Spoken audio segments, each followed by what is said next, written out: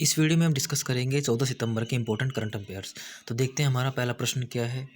किसी भारत का अगला अटॉर्नी जनरल नियुक्त किया जाएगा, तो इसका आंसर हो जाएगा मुकुल रोहतगी। मुकुल रोहतगी को भारत का 14वां अटॉर्नी जनरल नियुक्त किया जाएगा। अभी वर्तमान में भारत के जो अटॉर्नी जनरल हैं वो के वेणुगोपाल हैं। उत्पल कुमार सिंह लोकसभा के महासचिव हैं।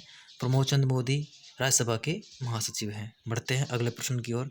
तो हमारा अगला प्रश्न है, हाल ही में किसे American express banking corporation AEBC का भारतीय इकाई का CEO नियुक्त किया जाएगा? तो इसका आंसर हो जाएगा संजय खन्ना। संजय खन्ना को American banking express banking corporation का CEO नियुक्त किया जाएगा। बढ़ते हैं अगले प्रश्न की ओर। तो हमारा अगला प्रश्न है, हाल ही में भारत के मुख्य न्यायाधीश ने मुंबई के उच्च न्यायालय में कितने न्यायिक अधिकारियों की नियुक्ति की है? तो इसका आंसर हो जाएगा 6। भारत के मुख्य न्यायाधीश हैं वो UU ललित हैं वर्तमान में, और उन्होंने ही बॉम्बे बॉम्बे जो हाई कोर्ट है उसके अंदर 6 अधिकारियों की नियुक्ति की है। बढ़ते हैं अगले प्रश्न की ओर। तो हमारा अगला प्रश्न है, हाल ही में आयोजित south Indian national movie awards 2022 में सर्वश्रेष्ठ फिल्म का अवार्ड किसने जीता? तो इसका आंसर हो जाएगा Pushpa the rise. Pushpa the rise movie को south Indian international movie award 2022 में सर्वश्रेष्ठ फिल्म का अवार्ड दिया गया है। अब देखते हैं इस अवार्ड्स के बारे में। तो south Indian international movie award 2022 में सर्वश्रेष्ठ फिल्म का अवार्ड पुष्पा द राइज को दिया गया। सर्वश्रेष्ठ अभिनेता रहे अल्लू अर्जुन। सर्वश्रेष्ठ अभिनेत्री का अवार्ड साई पल्लवी को दिया गया, और सर्वश्रेष्ठ निर्देशक का अवार्ड बुची बाबू सना को दिया गया। बढ़ते हैं अगले प्रश्न की ओर। तो हमारा अगला प्रश्न है, कहाँ पर दुनिया का पहला मून रिसोर्ट बनाया जाएगा? तो UAE के शहर दुबई के अंदर दुनिया का पहला मून रिसोर्ट बनाया जाएगा। इसमें क्या होगा कि मून के आकार की एक रिसोर्ट बनाई जा रही है, और उसके पास के एरिया को देखने के लिए शटल भी बनाई जाएगी, जिसमें लोग बैठेंगे और आसपास के जो एरिया है उसको, आसपास के लोकेशंस को देख पाएंगे। बढ़ते हैं अगले प्रश्न की ओर। तो हमारा अगला प्रश्न है, हाल ही में कहाँ पर भारतीय सेना और भारतीय वायुसेना ने संयुक्त अभ्यास गगन स्ट्राइक का अभ्यास किया है? तो इसका आंसर हो जाएगा पंजाब।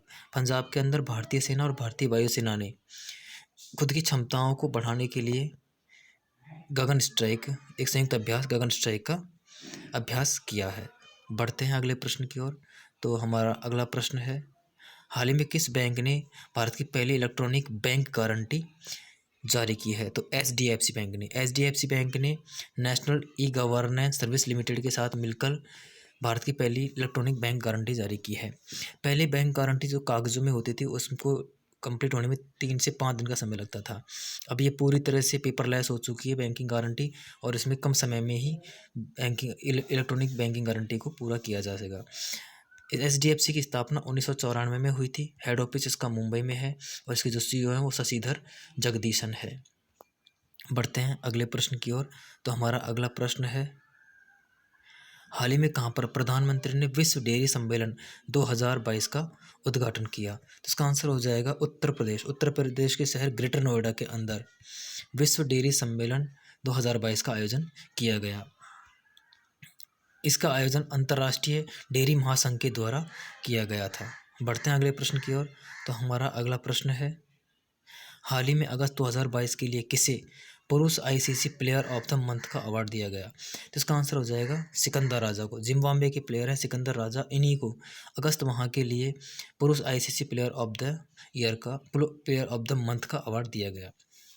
मुशफिकुर रहीम ये बांग्लादेश के प्लेयर हैं जिन्होंने अभी संन्यास की घोषणा की है। एरोन फिंच ये ऑस्ट्रेलिया के कप्तान हैं, इन्होंने भी अभी संन्यास की घोषणा कर दी है।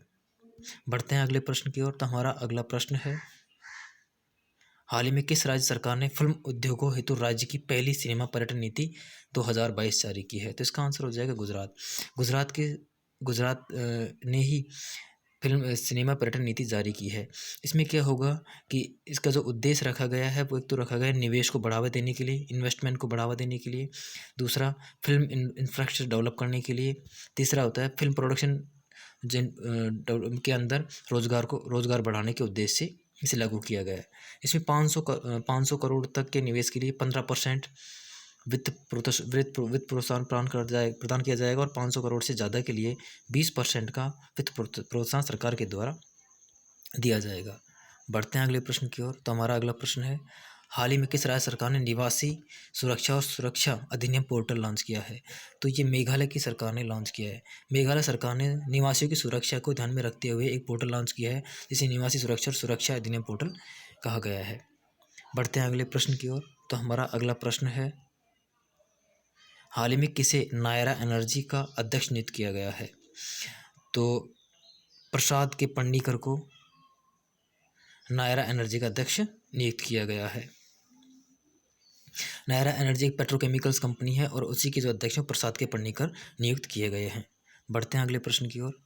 तो हमारा अगला प्रश्न है, हाल ही में कहाँ पर 67वीं Bangkok gems and jewellery fair 2022 का आयोजन किया गया? तो ये राजस्थान की राजधानी जयपुर के अंदर 67वें Bangkok gems and jewellery fair 2022 का आयोजन किया गया था।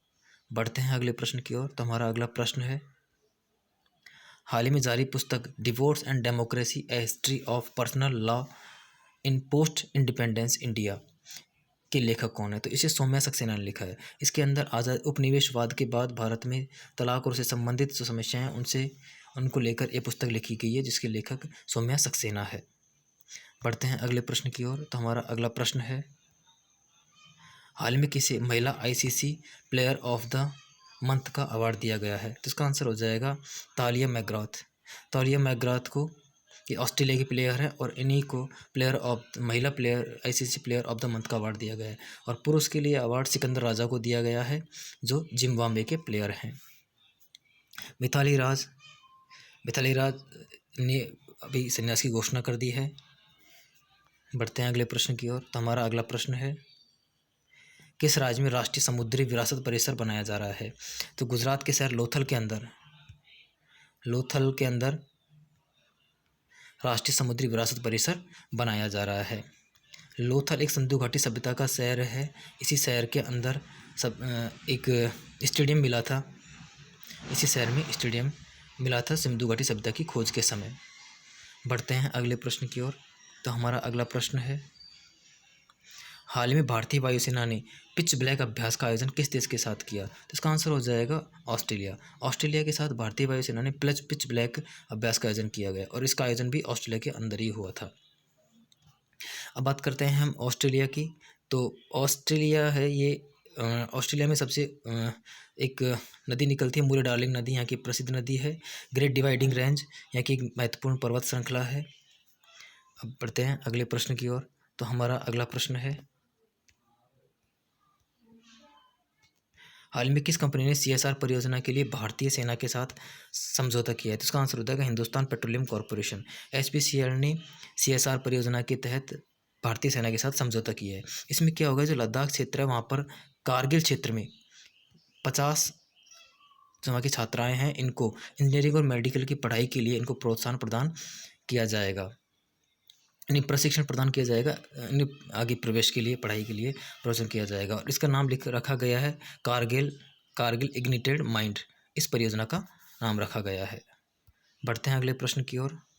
तो हमारा अगला प्रश्न है, हाल ही में कहाँ पर साइबर अपराध जांच और खुफिया शिखर सम्मेलन 2022 का आयोजन किया गया? तो इसका आंसर हो जाएगा मध्य प्रदेश की राजधानी भोपाल के अंदर साइबर अपराध जांच और खुफिया शिखर सम्मेलन 2022 का आयोजन किया गया था। इसमें लगभग 6000 पुलिस इसमें शामिल होंगे इस सम्मेलन के अंदर। और हमारा आज का अंतिम प्रश्न है, हाल ही में किस देश के साथ भारत ने 2+2 मंत्री स्तरीय वार्ता की है? तो इसका आंसर हो जाएगा जापान के साथ भारत ने 2+2 मंत्री स्तरीय वार्ता की है और ये जापान के शहर टोक्यो में आयोजित की गई थी। इसमें भारत के 2 मंत्री थे, राजनाथ सिंह जी थे, रक्षा मंत्री राजनाथ सिंह व विदेश मंत्री एस जयशंकर इसमें शामिल हुए थे।